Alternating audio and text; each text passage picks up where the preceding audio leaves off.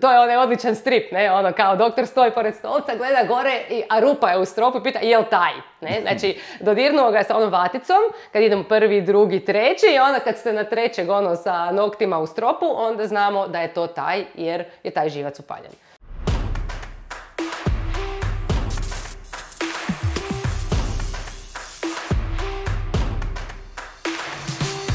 Naletavali smo tu na komentare ispod nekih tvojih vlogova. Ja sam ostala bez šestice, doktor mi bez veze izvadio krivi zub. Ja sam ostala bez sedmice, ono kao važni zubi. I sad je pitanje kako je to moguće? Kako se to znači, razgovor i komunikacija.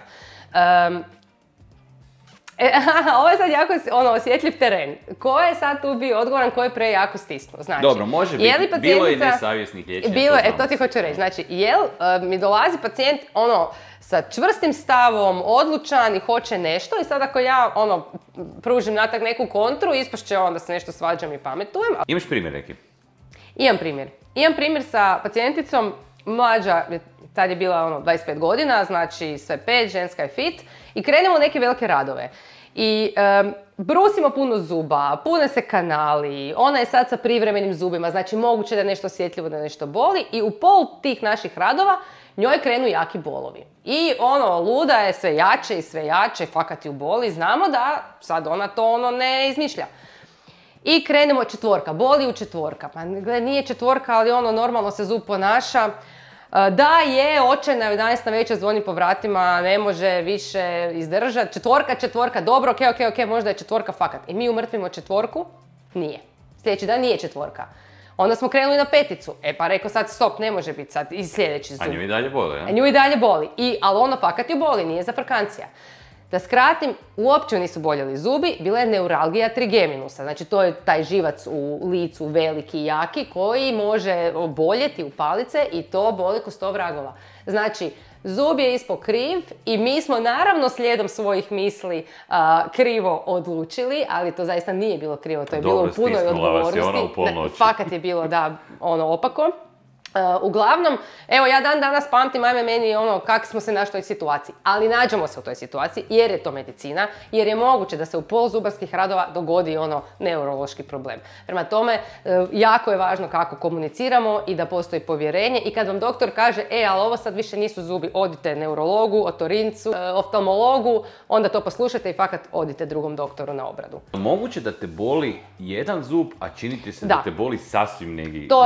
To su priče stvarno koje su ušle u povijest i prepričavaju se i pišu u krajnjoj liniji i u udžbenicima.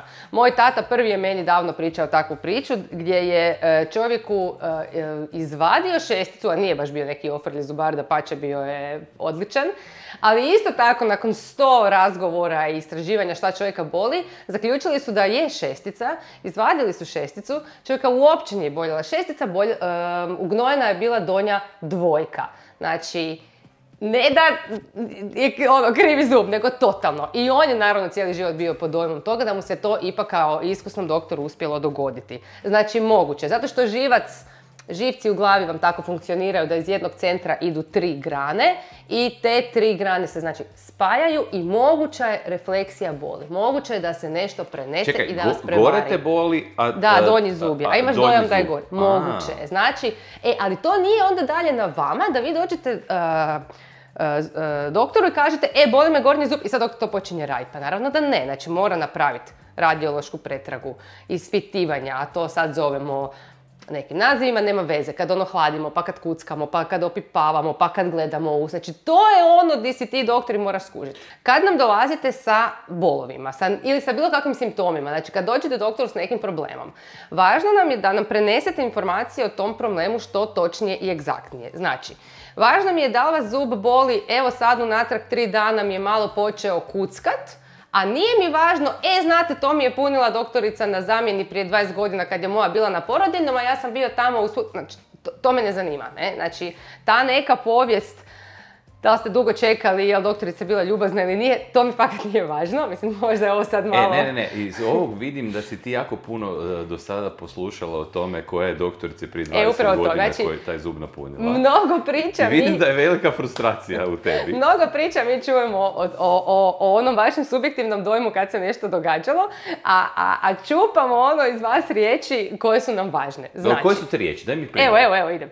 Znači ovako, opišite nam karakter boli. Boli me kratko, dugo, boli me na hladno, boli me na toplo. Ili hladno i toplo mi olakšava, znači kad uzmem hladno, lakše mi je. Boli me na zagriz, boli me noću, boli me kad legnem, boli me kad hodam po stepenicama. Znači opišite nam baš vam karakter boli. Što više detalja, time ćete nas navoditi u boljem smjeru što vas točno muči. Tupo, oštro, tu nekad malo osjetim kad je promjena vremena ili kad popijem hladno piće mi sjevne. Protip je da si možete sa hladnim doma testirati koji zub vas boli. Mislim, ovo je sad samo jedna situacija. Ako imate neki karijes, onda zub boli na hladno. Znači, možete uzeti nekakvu kockicu leda ili smrznite nešto malo. Poanta je u tome da sa tim nečim jako hladnim dodirnete samo jedan zub, ok? Pa drugi. I na taj način ih testirate kako reagiraju.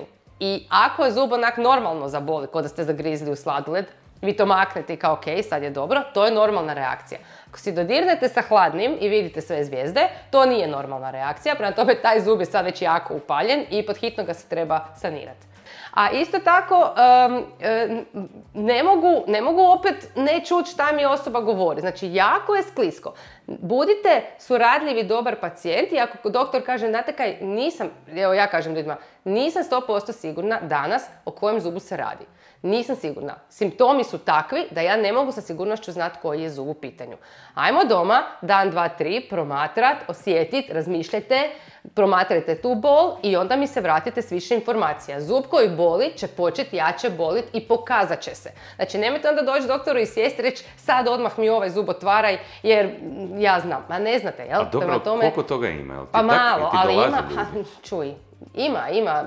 Ja bih rekla da je tu pitanje povjerenja. Ja mislim da se to manje događa meni, više možda kolegama koji su opterećeniji i koji ne mogu si toliko vremena priuštiti provoditi sa pacijentom. Prema tome bude problem u komunikaciji i vremenu koliko može uložiti truda u neki zub. Ali u svakom slučaju pokušajte ipak poslušati doktora kad vam kaže ajde, nisam siguran danas, ajmo probati sutra, preksutra. To je dobar put. Nije da vas doktor zato ne prati i ne brine.